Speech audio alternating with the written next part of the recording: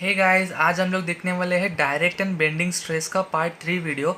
हम लोग स्टार्ट से लेके एंड तक पूरा देखने वाले हैं। आपसे एक रिक्वेस्ट है कि आप कौन सा भी पार्ट स्किप मत कीजिए ताकि आपको पूरा न्यूमेरिकल अच्छे से समझ सके।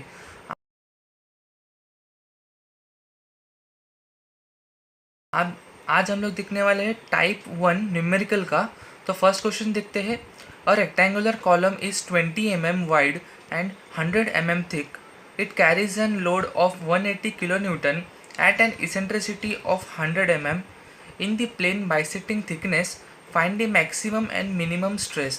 ये क्वेश्चन का मीनिंग ऐसा है, एक रेक्टेंगुलर कॉलम है जिसकी विड्थ है 20 mm, जिसकी थिकनेस है 100 mm और उसके ऊपर एक लोड एक्ट हो रहा है वो है 180 किलो न्यूटन का।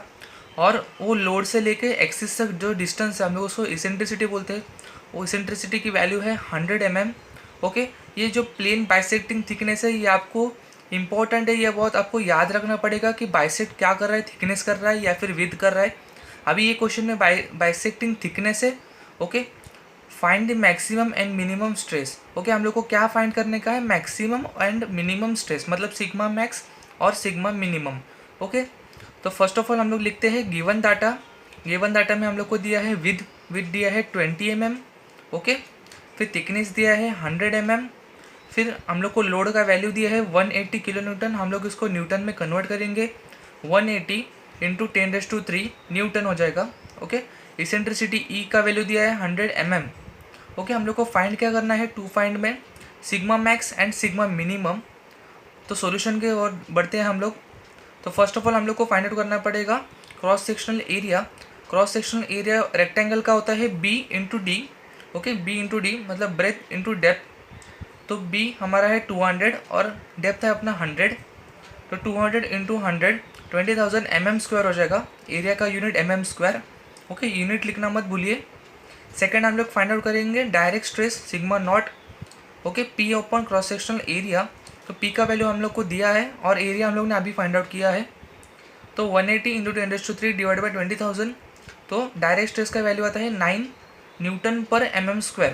ओके, तो उसके बाद हम लोग को फाइंड आउट करना है मोमेंट। मोमेंट का फॉर्मूला है P इंटू ई, मतलब load into eccentricity. Okay, load का वैल्यू है 180 इंटू 10⁻³। ओके, ये लोड का वैल्यू है इंटू 100 अपना है इसेंट्रिसिटी, उसका वैल्यू आता है 18 इंटू 10⁻⁶ न्यूटन mm। ये यूनिट लिखना मत भूलिए। ओके, इसके बाद हम लोग को कैसा पता चलेगा कि आई वाई वाई निकालना है या आई एक्स एक्स निकालना है। रेक्टेंगल में आई वाई वाई और आई एक्स एक्स दोनों अलग अलग होता है और सर्कुलर में दोनों सेम होता है। तो अगर आपको क्वेश्चन में दिया है कि बाइसेक्टिंग थिकनेस, तो आपको आई वाई वाई निकालना पड़ेगा। अगर बाइसेक्टिंग विद होगा तो आपको आई एक्स एक्स निकालना पड़ेगा। अभी हमारे क्वेश्चन में दिया गया है कि बाइसेक्टिंग थिकनेस है। ओके, तो हम लोग को आई वाई वाई निकालना पड़ेगा। आई वाई वाई का रेक्टेंगुलर का फॉर्मूला है DB³/12। ओके, डी है 100, बी है 200 क्यूब डिवाइड बाई 12। उसका आंसर आता है 66.6 इंटू 10⁻⁶ mm⁴। ओके, फिर ये y किससे कैलकुलेट करने का, थिकनेस का जो वैल्यू रहता है वो अपना y रहता है। ओके, क्योंकि बाइसेक्टिंग थिकनेस है तो उसका वैल्यू ही हमारा y रहेगा। ओके, उसके बाद हम लोग को कैलकुलेट करना है बेंडिंग स्ट्रेस। बेंडिंग स्ट्रेस का फॉर्मूला आपको पता है m/i into y, where m का वैल्यू है हम लोग ने अभी निकाला है 18 इंटू 10⁻⁶ डिवाइड बाई आई मतलब मोमेंट ऑफ इनर्शिया। ओके, ये वैल्यू यहाँ पर पुट करने का और y हम लोग ने निकाला है इंटू दिस। ओके, इसका वैल्यू आता है 27.2 न्यूटन पर mm²। ओके, लास्ट में हम लोग को निकालना है, जो हम लोग को निकालने को बोला है, maximum stress and minimum stress. Okay, maximum हम लोग कैसे निकालते हैं, direct stress plus bending stress, और मिनिमम स्ट्रेस हम लोग कैसे निकालते हैं, direct stress minus bending stress. Okay, इसका वैल्यू आता है 36.2 न्यूटन पर mm² कंप्रेशन, मतलब ये पॉजिटिव रहेगा। और मिनिमम स्ट्रेस का वैल्यू आता है 18.2 न्यूटन पर mm² टेंशन, मतलब ये नेगेटिव में गया। ओके, इसका आपको जो ये आएगा स्ट्रेस डिस्ट्रीब्यूशन डायग्राम आएगा वो थर्ड कंडीशन का होगा, मतलब टेंशन कंडीशन होगा आपका। ओके, उस हिसाब से आपको स्ट्रेस डिस्ट्रीब्यूशन डायग्राम भी ड्रॉ करना पड़ेगा हर एक क्वेश्चन के लिए। उसके बाद नेक्स्ट क्वेश्चन देखते हैं। अभी हम लोग ने देखा वो रेक्टेंगुलर सेक्शन था, अभी हम लोग देखने वाले हैं सर्कुलर सेक्शन के लिए। Okay, a hollow circular column having external diameter 500 mm and internal diameter 300 mm carries an vertical load of 200 kN acting an eccentricity of 60 mm from center of gravity. Calculate maximum and minimum stress developed.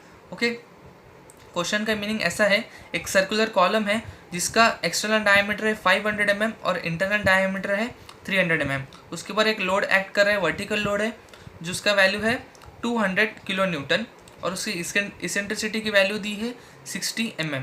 Okay, हम लोग को same वही calculate करने का है, direct stress और bending stress, और फिर उससे हम लोग को निकलना है maximum stress and minimum stress. तो फर्स्ट ऑफ ऑल हम लोग लिख लेंगे गिवन डाटा में दिया है कैपिटल डी मतलब एक्सटर्नल डायमीटर, स्मॉल डी मतलब अपना internal diameter. Okay, capital D external diameter 500 mm, internal diameter 300 mm, load की वैल्यू 200 kN। ओके, उसको कन्वर्ट करेंगे हम लोग न्यूटन में, 200 इंटू 10⁻³ न्यूटन, और इसेंट्रिसिटी की वैल्यू है 60 mm। उसके बाद टू फाइंड लिखना पड़ेगा, टू फाइंड सेम है, maximum stress and minimum stress find out करना है। उसके बाद सॉल्यूशन देखने वाले हैं। सबसे पहले हम लोग को निकालना पड़ेगा क्रॉस सेक्शनल एरिया। तो क्रॉस सेक्शनल एरिया होता है π/4 d², लेकिन ये हॉलो है सर्कुलर, इसलिए हम लोग को π/4 capital d² minus small d²। Okay, तो कैपिटल d² की वैल्यू है 500² और स्मॉल की है 300²। तो इसका आंसर आएगा 125.66 इंटू 10⁻³ mm²। ओके, उसके बाद हम लोग को निकालना पड़ेगा डायरेक्ट स्ट्रेस। डायरेक्ट स्ट्रेस का फॉर्मूला है P/ cross sectional area.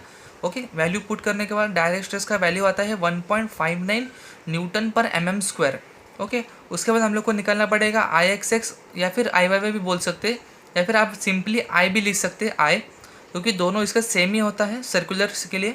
Okay, तो उसका वैल्यू होता है π/64 d⁻⁴, लेकिन ये हॉलो है इसलिए π/64 d⁻⁴ capital d⁻⁴ minus small d⁻⁴। तो वैल्यू पुट करने के बाद I का वैल्यू आता है 2.67 इंटू 10⁹ mm⁴।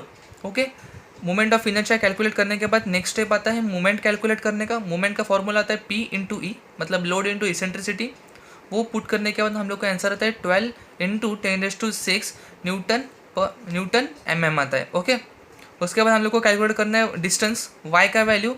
तो सर्कुलर सेक्शन में जो एक्सटर्नल डायमीटर होते हैं, जो सबसे बिगेस्ट डायमीटर होता है, उसका हाफ करना रहता है, और रेक्टेंगल में अगर बाइसेक्टिंग थिकनेस होगा तो उसका वैल्यू लेना पड़ता है, अगर विड्थ होता है तो विड्थ का वैल्यू लेना पड़ता है, लेकिन सर्कुलर में जो सबसे बड़ा डायमीटर होता है उसको हाफ करना पड़ता है। ओके, तो सबसे बड़ा डायमीटर है 500 mm, तो 500 divide by 2 is 250 mm। Okay, उसके बाद हम लोग को कैलकुलेट करना पड़ता है बेंडिंग स्ट्रेस। बेंडिंग स्ट्रेस का फॉर्मूला है M/I इंटू वाई।